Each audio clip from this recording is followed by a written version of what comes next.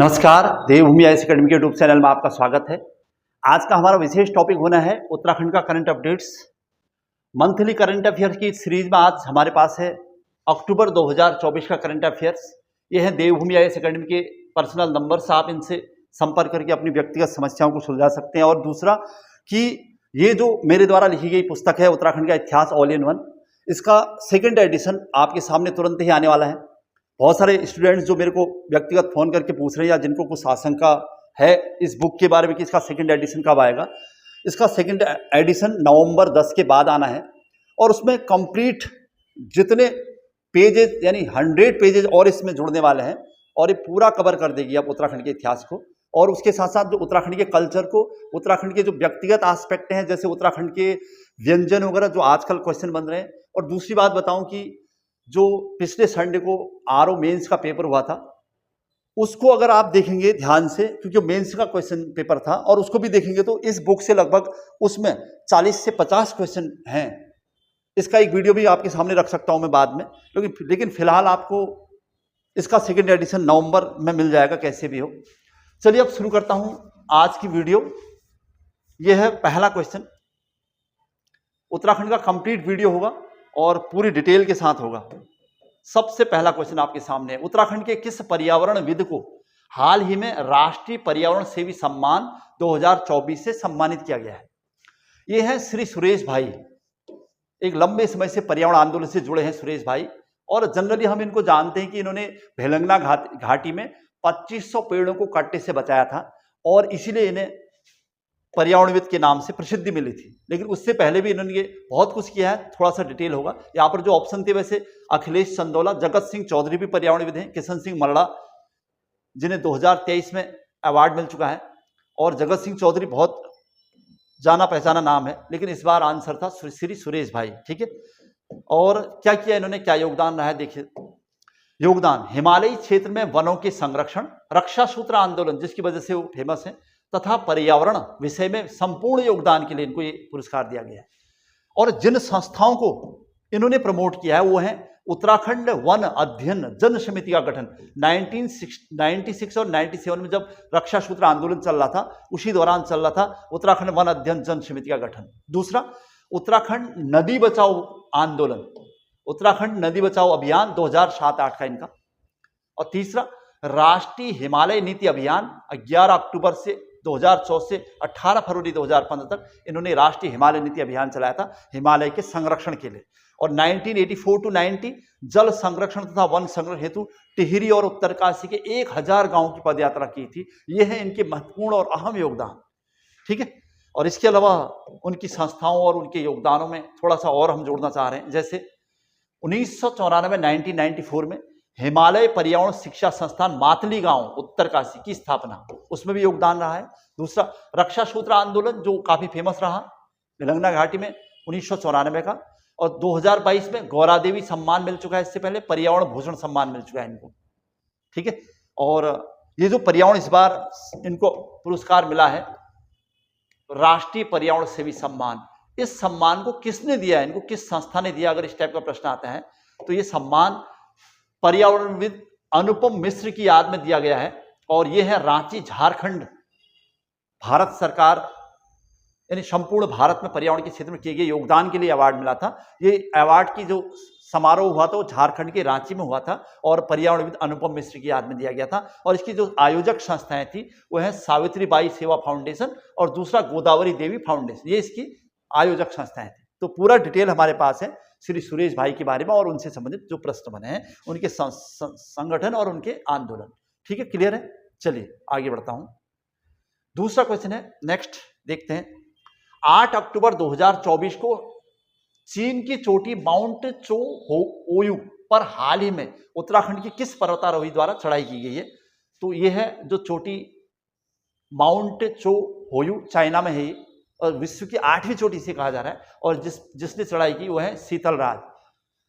उत्तराखंड की पर्वतारोही पिथौरागढ़ की रहने वाली शीतलराज ने जो इस बार ये अचीवमेंट प्राप्त किए, इससे पहले उन्होंने क्या क्या किन शिखरों को पार करने में सफलता प्राप्त की वो सब यहां पर है। प्रथम भारतीय महिला इस शिखर पर चढ़ने वाली, एक तो ये प्रश्न है। और माउंट जो ओयू की ऊंचाई लगभग 8,188 मीटर के आसपास है। और इससे पहले इनकी उपलब्धियां कंचनजंगा पर्वत पर चढ़ाई 2018 में, ठीक है। हिमालय की सबसे ऊंची चोटी कंचनजंगा जो हिमालय में है, सॉरी सिक्किम में, 8,598 मीटर। दूसरा माउंट एवरेस्ट, विश्व की सबसे ऊंची चोटी, 2019 में सबसे कम उम्र में एवरेस्ट पर चढ़ने वाली उत्तराखंड की महिला है वो। और संतोपंथ चमोली में, त्रिशूल पर्वत चमोली में, और माउंट एल्ब्रुस 15 अगस्त 2021 को यूरोप की सबसे ऊंची चोटी पर चढ़ने में कामयाबी प्राप्त की थी उन्होंने, शीतलराज, ठीक है। चलिए, बड़ा सा नाम। और यहाँ पर फिलहाल काफी उपलब्धियां उनके नाम, थिरुरत्तिरी पुरस्कार से सम्मानित की जा चुकी है इससे पहले, और तेंजिंग नॉर्गे नेशनल अवार्ड 2021 मिल चुका है उनको पर्यावरण के क्षेत्र में उल्लेखनीय योगदान के लिए। चलिए आगे बढ़ता हूं। क्वेश्चन नंबर 3 है, हाल ही में ग्रामीण उद्यम वेग वृद्धि परियोजना का नाम बदलकर निम्न में से क्या रखा गया है? जो यूकेपीएससी के एग्जाम देने वाले यहाँ पर छात्र छात्राएं हैं, उनसे विशेष कहूंगा कि जो उत्तराखंड करंट है वो आपके लिए बहुत बड़ा वरदान साबित होगा, इसलिए बहुत महत्वपूर्ण टॉपिक है ये आपके लिए, ठीक है। तो यहाँ पर जो प्रश्न आया कि ग्रामीण उद्यम वेग वृद्धि परियोजना का नाम बदलकर क्या रखा गया है, तो इसका आंसर है ग्रामोत्थान योजना, ठीक है। अब ग्रामोत्थान योजना का नाम बदलकर ये रख दिया गया है ग्रामीण उद्यम वेग वृद्धि परियोजना। थोड़ा सा इसका डिटेल यहाँ पर मिलेगा आपको।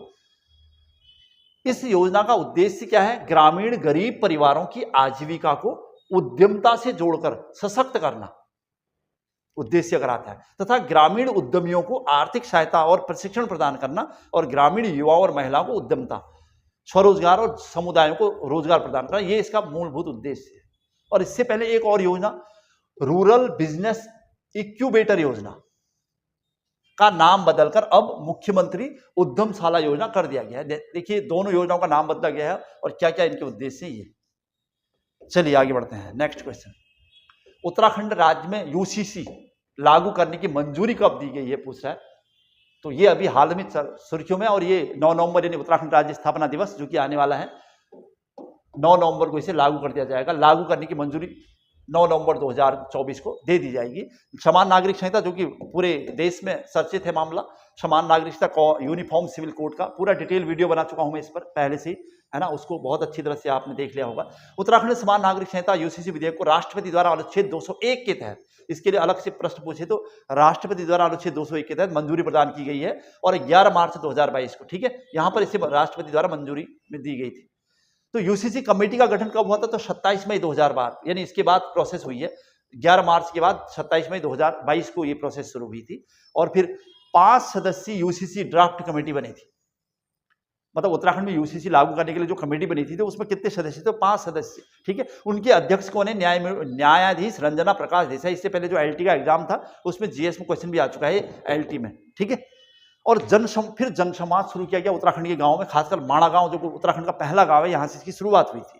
और सुझाव लगभग 2.33 लाख लोगों से लिए गए थे यूसीसी के बारे में, क्या इसे उत्तराखंड में लागू किया जाना सही है, नहीं है, या क्या इसके प्रावधान होने चाहिए, ये सब चीजें।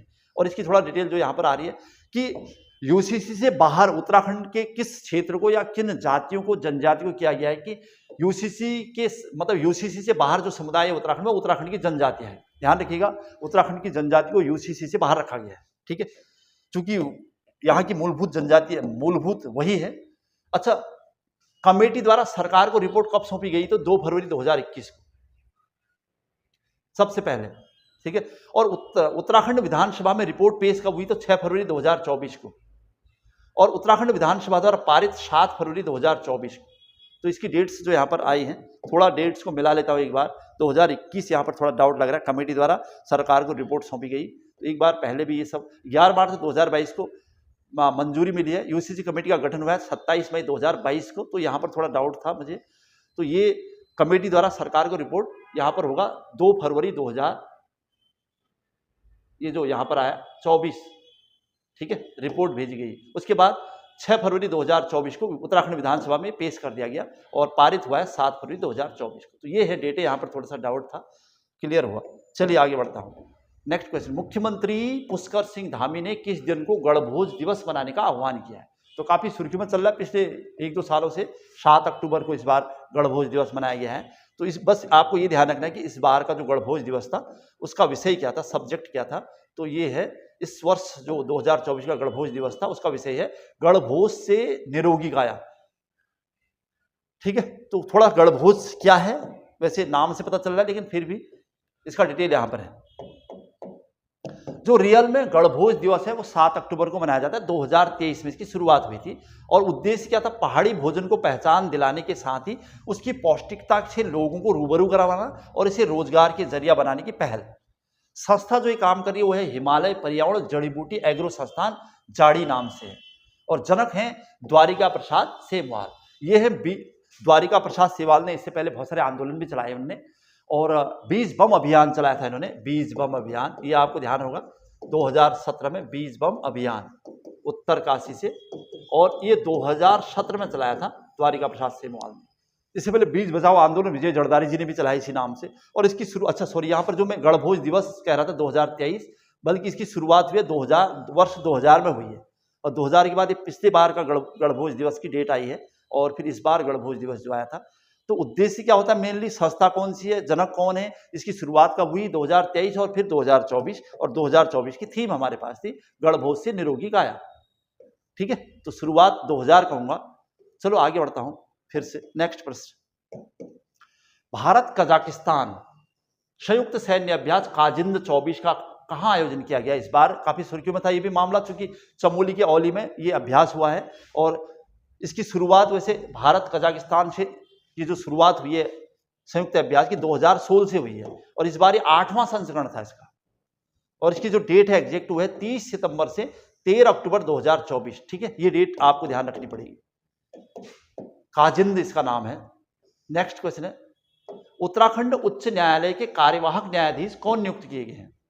अभी हाल ही में उत्तराखंड उच्च न्यायालय के कार्यवाहक न्यायाधीश श्री मनोज कुमार तिवारी जी का चयन, मतलब पहले से थे वो, एक बार इससे पहले भी रह चुके हैं, और थोड़ा सा डिटेल इसकी देख लेते हैं। क्या 11 अक्टूबर 2024 को इन्हें कार्यवाहक न्यायाधीश नियुक्त किया गया है, दूसरी बार कार्यवाहक न्यायाधीश बने हैं, और नए न्यायाधीश जो बनने हैं वो श्री नरेंद्र जी होंगे, जो आंध्र प्रदेश के न्यायाधीश होंगे अभी। तो ये बहुत सी का क्वेश्चन है जब तक नियुक्ति नहीं होगी। तो लेकिन उत्तराखंड के न्यायाधीशों में की लिस्ट मेरे पास यहाँ पर, वैसे जनरली उत्तराखंड के न्यायाधीश नाम से एक बहुत बड़ा सा टॉपिक मैंने पहले भी पढ़ा रखा है। जब ऋतु बाहरी जी न्यायाधीश बनी थी तो वहाँ पर मैंने पूरा टॉपिक एक्सप्लेन कर रखा था, वही टॉपिक यहाँ पर एक्सप्लेन कर रखा है कि अगर उत्तराखंड के पहले न्यायाधीश कहे तो अशोक देसाई, ध्यान रखिएगा, 9 नवंबर 2000 को बने थे, 5 दिसंबर 2000 तक। फिर बाद में इन्हें उत्तराखंड का परमानेंट न्यायाधीश बना दिया गया था, अशोक देसाई को, 6 दिसंबर 2000 से लेकर 31 मार्च 2003 तक। तो अगर जो रेड कलर किया है मैंने, ये अस्थायी टाइप के हैं, अस्थायी, और ये फिर स्थायी बन गए, परमानेंट बन गए। ठीक है, इस टाइप के भी यहाँ पर हैं। तो बहुत सारे नाम या न्यायाधीश के नाम यहाँ पर लिस्ट मेरे पास है। ये जैसे पीसी वर्मा अस्थायी है, कपाड़िया स्थायी है, पीसी वर्मा रेड कलर 8 दिसंबर 2003 तो 24 जुलाई 2004 तक, इस टाइप से। फिर श्री विकास सिरपुरकर, सीरियस जोसेफ, पीसी वर्मा, ये नाम यहाँ पर आया था, देखिए। ठीक है, इससे पहले पीसी वर्मा यहाँ पर रहे, राजीव गुप्ता, वीके गुप्ता, बीसी कांडपाल। तो इनकी जो डेट्स लिखी हैं ये बहुत ज़्यादा एग्जैक्ट है। उसके बाद तरुण अग्रवाल, जगदीश खेहर, वारिन घोष, सुधांशु धूलिया जी, के.एम. जोसेफ और राजीव शर्मा, रमेश रंगनाथन, रवि मलिमत, राघवेंद्र सिंह चौहान 2021 से 21, और फिर विपिन सांगी जब आप पढ़ रहे होंगे तब से ये, और मनोज कुमार तिवारी जी ये, और फिर ऋतु बाहरी, इनका जो कार्यकाल है वो थोड़ा ध्यान रखना पड़ेगा आपको। ऋतु बाहरी का कार्यकाल, पहली महिला न्यायाधीश भी हैं, तो वो है 4 फरवरी 2024 से 10 अक्टूबर 2024। ठीक है, तो ये 4 फरवरी 2023 से 2024 से 10 अक्टूबर 2024 13वीं मुख्य न्यायाधीश। तो बहुत कम कार्यकाल है, यानी फरवरी से लेकर अक्टूबर तक का। यहाँ पर 2024 है, ध्यान रखिएगा, यहाँ पर भी 2024 है। ठीक है, और 10 अक्टूबर को उनका कार्यकाल समाप्त हुआ, और इसी के साथ जो नया नाम आया है फिलहाल कार्यवाहक न्यायाधीश, और वो नाम मैं आपको बता रहा था, मनोज कुमार तिवारी, दूसरी बार। ठीक है, इससे पहले मनोज कुमार तिवारी का नंबर था, मनोज कुमार तिवारी 27 अक्टूबर 2023 से 3 फरवरी 2024, इससे पहले भी बन चुके हैं। चलिए, बड़ा टॉपिक था। वैसे न्यायाधीश की बात की जाए तो उत्तराखंड के ऐसे न्यायाधीश जो उत्तराखंड के बाद उच्च न्यायालय के 38वें मुख्य न्यायाधीश बने, ऐसा भी क्वेश्चन बनता है कि उत्तराखंड के ऐसे न्यायाधीश जो भारत में 38वें मुख्य न्यायाधीश बने, तो S.H. कपाड़िया जी हैं, और सबसे कम समय तक न्यायाधीश रहने वाले भी वही है, कपाड़िया 134 दिन तक रहते हो। और उत्तराखंड उच्चतम न्यायालय के प्रथम न्यायाधीश अशोक देसाई, प्रथम नाम आएगा तो यही आएगा, और दूसरे आएगा तो H.S. कपाड़िया ही होगा। और 7वें मुख्य न्यायाधीश जो उत्तराखंड के थे जगदीश खेहर या जगदीश सिंह खेहर, उनके बाद भारत के 44वें मुख्य न्यायाधीश बने। ऐसे भी केस थे, तो ये भी बहुत इंपॉर्टेंट जानकारियां न्यायाधीशों की। ये सब आती रहेंगी और वो टॉपिक बदलते रहेंगे, आता रहेगा। उत्तराखंड के सबसे अधिक समय तक रहने वाले मुख्य न्यायाधीश है KM जोसेफ, 4 वर्ष 6 दिन रहे हो। ठीक है, तो ये था पूरा न्यायाधीशों की लिस्ट और उनसे संबंधित प्रश्न। चलो नेक्स्ट क्वेश्चन। हाल ही में आयोजित उत्तराखंड प्रीमियर लीग UPL कहते हैं हम जिसकी की विजेता टीम, इसका पिछली बार जो मैंने वीडियो बनाया था उसमें किसको कितने पदक मिले, क्या हुआ, उत्तरकाशी सबसे लास्ट स्थान पर था, ये सब हम पढ़ रहे थे। तो इस बार उत्तराखंड की प्रीमियर लीग की विजेता टीम कौन सी रही, तो उधम सिंह नगर। ठीक है, ये हमने पूरा पढ़ रखा है पहले भी, इस बार केवल ये क्वेश्चन यहाँ पर दिखाई दे रहा है। नेक्स्ट क्वेश्चन, देहरादून में संस्कृत ग्राम के लिए निम्न में से किसको चिन्हित किया गया, तो आमवाला, मियांवाला, देहरादून में संस्कृत ग्राम, हर डिस्ट्रिक्ट में एक एक संस्कृत ग्राम बनेगा ये कहना है। तो इसका आंसर है भोगपुर डोईवाला का संस्कृत ग्राम। देवभूमि उत्तराखंड की अतिरिक्त राजभाषा देववाणी संस्कृत को बढ़ावा देने के लिए सरकार ने 13 जिलों में एक एक संस्कृत ग्राम बनाने की घोषणा की है। तो ये इसकी लिस्ट भी मैंने लगभग सबको आपको पिछले वाले वीडियो में सबकी डिस्ट्रिक्ट वाइज लिस्ट रख दी थी। ठीक है, तो प्रश्न नेक्स्ट पॉइंट, हाल ही में प्रकाशित हिमालय का इतिहास पुस्तक के लेखक कौन है, तो इसका आंसर है श्री मदन चंद्र भट्ट। नवीनतम बुकें जो उत्तराखंड में सुर्खियों में है उनमें एक नाम और जुड़ा, हिमालय का इतिहास। उत्तराखंड के वे कौन से 4 गांव को बेस्ट टूरिज्म विलेज के रूप में चयनित किया गया है, तो पिछली बार मैंने इसका पूरा डिटेल दिया था, लेकिन इस बार केवल किस किस गांव को किस रूप में दिया है, तो जखोल उत्तरकाशी का साहसिक पर्यटन गांव के रूप में था। दूसरा हरसिल उत्तरकाशी का वाइब्रेंट विलेज के रूप में है, और गुंजी पिथौरागढ़ का वाइब्रेंट विलेज के रूप में, और सुपी बागेश्वर का कृषि आधारित गांव। पिछली बार मैं जब पढ़ा रहा था वहां पर सुपी रामनगर लिखा था हमने, रामनगर में भी सुपी गांव है और यहाँ भी है, लेकिन ये जो लिस्ट है इसमें वेस्ट टूरिज्म में, तो ये बागेश्वर का ही सुपी गांव होगा, इसको आपको करेक्शन करना पड़ेगा।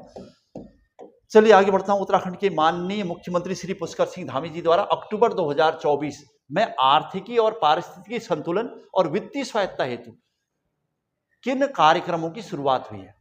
ठीक है, इकोनॉमी का बहुत महत्वपूर्ण प्रश्न बनेगा ये, आर्थिकी और पारिस्थितिकी संतुलन के लिए और वित्तीय स्वायत्ता के लिए। तो देखिए थे इन कार्यक्रमों के नाम, तो इसमें पहला नाम आया है त्रिस्तरीय कार्यक्रम और 9 सूत्रीय रणनीति कार्यक्रम। ये उत्तराखंड के मुख्यमंत्री द्वारा ये भी शुरुआत हुई। तो किसके लिए है? त्रिस्तरीय स्तंभी कार्यक्रम क्या था? समुदाय सशक्तिकरण की बात कही गई, इसमें सभी समुदायों के एम्पावरमेंट की बात कही गई। और 9 सूत्रीय कार्यक्रम नवाचार इनोवेशन के लिए और तकनीकी वित्तीय सहायता और साक्षरता अभियान और समग्र विकास के लिए। तो दोनों का क्या संबंध है या दोनों किस किस से जुड़ी हुई योजना है, ये आपको एक्सप्लेन कर लेना है। इसमें मेंस की टॉपिक है, वैसे उत्तराखंड PCS में भी आपके काम आएगा। नेक्स्ट क्वेश्चन, हाल ही में चर्चित उत्तराखंड राज्य की अदिति वर्मा संबंध किससे है? तो अदिति वर्मा का संबंध है संगीत से। अदिति वर्मा को हिंदुस्तानी शास्त्रीय संगीत गायन में चयनित किया गया था, इसलिए नाम आ रहा था। ठीक है, तो जो शॉर्ट नोट होते हैं PCS में अदिति वर्मा, उनके बारे में लिखने को आता है, तो हिंदुस्तानी शास्त्रीय गायन, और उसमें उन्हें अवार्ड दिया गया है। 38वें राष्ट्रीय खेलों का आयोजन उत्तराखंड में कब से प्रस्तावित है, कब से होना प्रस्तावित है? तो इसकी डेट है 28 जनवरी से लेकर 14 फरवरी 2025 तक प्रस्तावित है। और इस पर काफी कुछ चेंजेस आ रहे हैं आजकल। उत्तराखंड में आयोजित राष्ट्रीय खेलों में इस बार 2 नए खेल मलखंभ और योग को शामिल किया गया। अभी तो मलखंभ और योग को शामिल कर दिया गया है, और वैसे टोटल 34 खेल होने थे, और उसमें 3 खेल ऐसे हैं जो नए होने थे, बल्कि उसमें अब मलखंभ और योग तो शामिल कर लिया गया, और कराटे का भी जिक्र है, इसको भी 3 अन्य खेलों में शामिल कर लिया गया है। तो अभी और एक खेल और प्रस्तावित है जो अभी और शामिल किया जाएगा। तो अभी तक 34 हो चुके हैं कुल मिलाकर। नेक्स्ट क्वेश्चन है, हाल ही में चर्चित हैनी बेजर क्या है? तो तराई के जंगलों में पाया जाने वाला एक जंगली जीव, IUCN द्वारा लीस्ट कंसर्न, सबसे कम चिंता की सूची में रखा गया है इसको। वैज्ञानिक नाम है मेलियोरा कैपनिस। ठीक है, तो ये है हैनी बेजर, तो उत्तराखंड में सुर्खियों में इसलिए, और IUCN द्वारा लीस्ट कंसर्न, सबसे कम चिंता की सूची में है। तो आपको इस पर शॉर्ट नोट तैयार करना पड़ेगा मेंस के लिए। ठीक है, हैनी बेजर के बारे में, तो इसके बारे में बहुत कुछ मैटर मिल जाएगा, कहाँ क्या कैसा। नेक्स्ट, उत्तराखंड का पहला रिमोट पायलट ट्रेनिंग ऑर्गेनाइजेशन, ये अच्छा प्रश्न है। उत्तराखंड का पहला रिमोट पायलट ट्रेनिंग ऑर्गेनाइजेशन कहाँ स्थापित किया गया है? तो इसका आंसर है राजधानी देहरादून में। ठीक है, नेक्स्ट क्वेश्चन, उत्तराखंड में प्रवासी सम्मेलन कब आयोजित किया जाएगा? ये प्रस्तावित है, अभी ये होना है 7 नवंबर को, और चूंकि 7 से लेकर 11 नवंबर तक उत्तराखंड में जो उत्तराखंड स्थापना दिवस है वो मनाया जाएगा धूमधाम से। तो उसी संदर्भ में ये भी होना है, प्रवासी भारतीयों का सम्मेलन, मतलब प्रवासी भारतीयों का सम्मान किया जाएगा। श्री धामी जी की पहल पर उत्तराखंड सरकार द्वारा प्रवासी उत्तराखंडी सम्मेलन करने जा रही है और सम्मेलन में प्रवासियों को सम्मानित किया जाएगा। ये सब चीज़ें इसमें होनी है। तो 7 नवंबर याद रखना पड़ेगा। और यह सम्मेलन 7 नवंबर को दून विश्वविद्यालय में आयोजित किया जाना प्रस्तावित है अभी फिलहाल, तो ये भी आपको ध्यान रखना है। चलिए आगे बढ़ते हैं। और क्या प्रश्न है? हाल ही में उत्तराखंड वन विभाग ने 42 पारिस्थितिक प्रयोगशालाएं स्थापित की हैं। इन प्रयोगशालाओं का मुख्य उद्देश्य क्या है, क्यों बनाई जा रही हैं? तो इसका उद्देश्य है जलवायु परिवर्तन के प्रभाव की निगरानी करना, क्योंकि क्लाइमेट चेंज पर बहुत सारे सम्मेलन हो रहे हैं राष्ट्रीय अंतर्राष्ट्रीय स्तर पर, और फिर आज स्टेट्स के लेवल पर भी क्लाइमेट चेंज और ग्लोबल वार्मिंग में एक अंतर्राष्ट्रीय सब्जेक्ट हैं। तो इन पर विचार विमर्श करने के लिए और उत्तराखंड की जो मूलभूत प्रजातियां हैं, चाहे वो जीवों की हों, वनस्पति की हों, किसी भी की, उनको नष्ट होने से बचाने के लिए उपाय होंगे। ये प्रयोगशाला बुरांस और ब्रह्मकमल में शीघ्र पुष्पन तथा उच्च तापमान से प्रभावित लीची की गुणवत्ता जैसे परिवर्तनों पर डेटा एकत्र करनी है।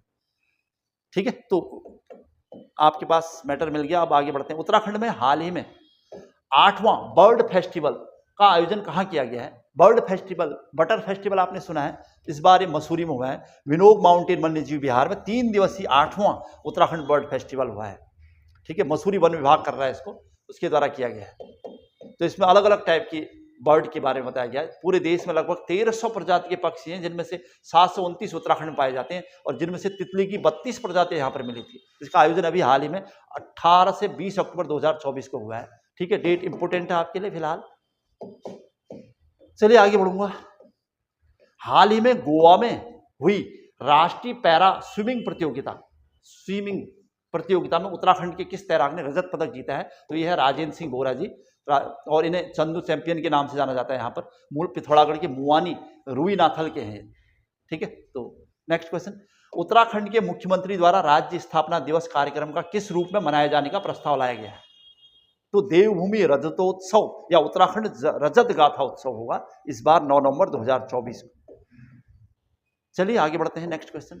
22 अक्टूबर 2024 में एरीज आर्यभट्ट प्रेक्षण विज्ञान शोध संस्थान, जो नैनीताल के मनोरा पीक में है, उसके पूर्णकालिक निदेशक कौन नियुक्त किए गए हैं? तो इंपोर्टेंट प्रश्न होगा आपके लिए। डॉक्टर मनीष नाजा, ललितपुर उत्तर प्रदेश के निवासी हैं, और ये मनोरा पीक नैनीताल में है, एरीज आर्यभट्ट प्रेक्षण विज्ञान शोध संस्थान। तो ये सब किसके सहयोग से? पृथ्वी विज्ञान मंत्रालय की वायुमंडलीय विज्ञान संबंधी समिति। अच्छा, जो ये डॉक्टर मनीष नाजा जी हैं, ललितपुर उत्तर प्रदेश के रहने वाले, इससे पहले वो पृथ्वी विज्ञान मंत्रालय की वायुमंडलीय विज्ञान संबंधी समिति के अध्यक्ष भी रह चुके, सदस्य रह चुके, और इस बार इनका चयन यहाँ आर्यभट्ट एरीज के लिए हुआ है। चलिए, अच्छे प्रश्न मिले फिर से। उत्तराखंड राज्य में पर्यावरण संकट के मद्देनजर प्रदूषण को कम करने हेतु कौन सी नीति चलाने का प्रावधान है? उत्तराखंड के मुख्यमंत्री और बहुत सारे ऐसे जो यहाँ के गंभीर या संवेदनशील लोग हैं, जो पर्यावरण पर विचार करना उचित समझते हैं, उन्होंने इस बार कहा है कि एक प्लास्टिक वापसी की नीति चलेगी। जिस प्लास्टिक का हम उपयोग करें, इसका फिर से दोहन करके इसको फिर से उपयोग किया जाएगा। तो प्लास्टिक वापसी की नीति पर विचार हो रहा है। तो प्रदूषण नियंत्रण बोर्ड पीसीबी के एक अनुमान के मुताबिक राज्य में हर दिन 300 टन प्लास्टिक कचरा पैदा हो रहा है। अब लगाइए, इसी को मद्देनजर रखते हुए प्लास्टिक वापसी नीति चलाने का निर्णय लिया गया है। ठीक है, चलिए नेक्स्ट क्वेश्चन। स्टैनफोर्ड विश्वविद्यालय अमेरिका ने किन 3 उत्तराखंड के वैज्ञानिकों को विश्व के शीर्ष 2% वैज्ञानिकों में शामिल किया? बहुत बड़ी गर्व की बात है हमारे लिए। ये हैं वो बड़े नाम, डॉक्टर आई.डी. भट्ट, स्वर्गीय डॉक्टर आर.एस. रावल और doctor Tarun Belwal ji, new Jersey USA में सीएनपी संस्था में अभी कार्यरत हैं। तरुण बेलवाल, स्वर्गीय डॉक्टर आर.एस. रावल और डॉक्टर आई.डी. भट्ट, ये 3 बड़े नाम हैं जिन्हें विश्व के शीर्ष 2% वैज्ञानिकों में शामिल किया है, और यह है स्टैनफोर्ड विश्वविद्यालय अमेरिका द्वारा। ठीक है, तो इसका थोड़ा सा, और उपरोक्त तीनों वैज्ञानिक गोविंद वल्लभ पंत राष्ट्रीय हिमालय पर्यावरण संस्थान कोशी अल्मोड़ा के वैज्ञानिक। ठीक है, पर्यावरण के क्षेत्र में इनके उल्लेखनीय योगदानों के लिए सब हुआ है।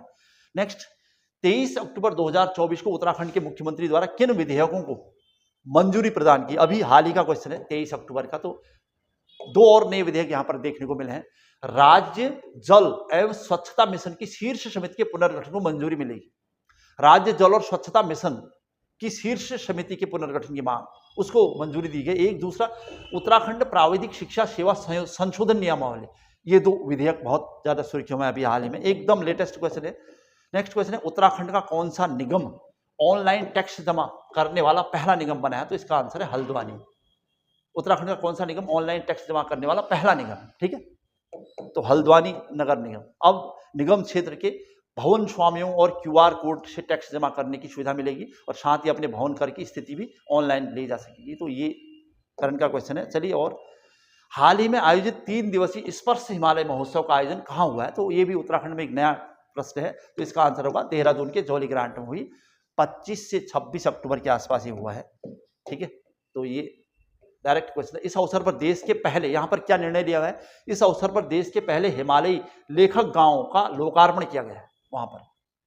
ठीक है, उत्तराखंड के किस स्थान पर पूर्व राष्ट्रपति श्री प्रणब मुखर्जी द्वारा 2015 में दिए गए सुझाव के आधार पर अंतर्राष्ट्रीय संसदीय अध्ययन शोध और प्रशिक्षण संस्थान केंद्र स्थापित? अच्छा सा प्रश्न है, बहुत इंपॉर्टेंट प्रश्न होगा कि उत्तराखंड के किस स्थान पर श्री प्रणब मुखर्जी द्वारा दिए गए निर्देश के आधार पर अंतर्राष्ट्रीय संसदीय अध्ययन शोध और प्रशिक्षण केंद्र स्थापित किया गया है? तो ये है गैरसैंण, उत्तराखंड की ग्रीष्मकालीन राजधानी के भराड़ीसैंण में। ठीक है, तो यहां पर बनने जा रहा है अंतर्राष्ट्रीय स्तर का, अपने आप में अंतर्राष्ट्रीय संसदीय अध्ययन शोध और प्रशिक्षण संस्थान बनने जा रहा है। तो इंपॉर्टेंट प्रश्न मिला। चलिए आगे बढ़ता हूं। फिर से आगे एक और टॉपिक जो पिछली बार भी मैंने एक्सप्लेन करा था आपको कि पर्यटन विभाग द्वारा उत्तराखंड में स्थित इस आश्रम को संवारने हेतु DPR तैयार की। किस आश्रम को संवारने हेतु DPR तैयार की? तो 84 कुटिया ऋषिकेश, काफी सुर्खियों में चल रहा है ये कि इसको। तो ये जो 84 कुटिया 1961 में महर्षि योगी द्वारा 7.5 हेक्टेयर भूमि पर बनाई गई थी और फिर 1968 में मामला तब सुर्खियों में आया था जब इंग्लैंड के प्रसिद्ध बैंड बीटल्स ग्रुप के 4 सदस्यों ने 84 कुटिया में ध्यान और योग किया था। और इस कुटिया में 140 गुंबदनुमा और 84 ध्यान केंद्र हैं और मेंस के लिए बहुत महत्वपूर्ण टॉपिक होगा ये 84 कुटिया। और इस बार इस सुर्खियों में इसलिए है क्योंकि ITDA कंपनी द्वारा आपदा प्रबंधन विभाग के लिए तैयार और आपदाग्रस्त इलाकों में पहुंचकर बिना नेटवर्क 24 घंटे तक असेसमेंट करने वाला मोबाइल ग्राउंड कंट्रोल स्टेशन नव क्षेत्र। अगर नव क्षेत्र पर शॉर्ट नोट लिखना है तो उसका पूरा डिटेल है, इसे कहते हैं मोबाइल ग्राउंड कंट्रोल स्टेशन। तो इसका शुभारंभ किया गया है, तो 17 जून 2022 को इसका शुभारंभ किया गया था।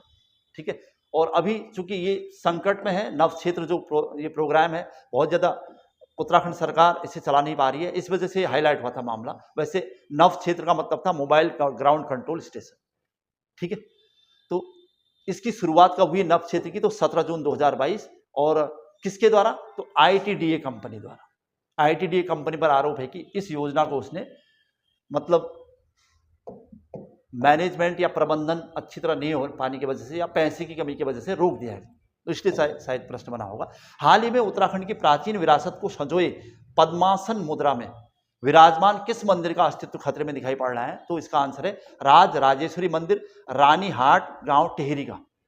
ठीक है, निर्माणकर्ता माना जाता है कनकपाल, 8वीं शताब्दी, नागर शैली का बना यह मंदिर है। तो शॉर्ट नोट्स के लिए फिर से आपके पास एक टॉपिक मिला हमें। चलिए आगे बढ़ता हूं। नेक्स्ट प्रश्न, हाल ही में उत्तराखंड में हुए साइबर हमला, 1-2 दिन के लिए जो साइबर हमला यहां पर हुआ था, उसके लिए जिम्मेदार किस रैनसमवेयर को माना गया है?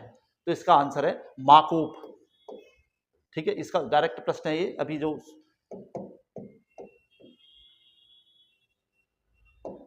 बहुत सारे जिम्मेदार तत्व को साइबर हमले के पता किया गया, तो उसमें एक माकूप रैनसमवेयर पता चला कि जो इसके लिए सबसे ज्यादा जिम्मेदार है। 35वीं north zone junior athletic championship में उत्तराखंड ने कुल कितने स्वर्ण जीते हैं? तो 7 स्वर्ण पदक जीते हैं। अगर टोटल स्वर्ण पदक पूछे जाए, टोटल पदक की बात करें तो उत्तराखंड ने 7 गोल्ड सहित टोटल 29 मेडल जीते थे। और इसका आयोजन हुआ था 10 से 12 अक्टूबर 2024 तक जवाहरलाल नेहरू स्टेडियम, नई दिल्ली। ठीक है, तो ये भी करंट का अच्छा क्वेश्चन था, खेल से संबंधित। अब नेक्स्ट क्वेश्चन, चमोली जिले के आदिबद्री, खेती और थापली गांव किस उद्देश्य से मॉडल विलेज बनाए जा रहे हैं अभी हाल ही में? तो इसका आंसर है मशरूम उत्पादन को बढ़ावा देने के लिए। ठीक है, तो इसका उद्देश्य मशरूम के स्थानीय स्तर पर उत्पादन को बढ़ावा देना है। जैसे हमने रेशम कीट बीमा योजना चलाई रेशम कीट को आगे बढ़ाने के लिए 9 मार्च 2024 को, वैसे ये योजना भी आगे जाकर कारगर होने वाली है मशरूम उत्पादन को बढ़ावा देने के। तो ये था आज का उत्तराखंड और उत्तराखंड से संबंधित एक कंप्लीट डिटेल वीडियो। ठीक है, इसके बाद इंडियन करंट अफेयर्स के वीडियो को लेकर आऊंगा आपके सामने। आज की क्लास यहीं पर समाप्त हो रही है। जय हिंद, जय उत्तराखंड।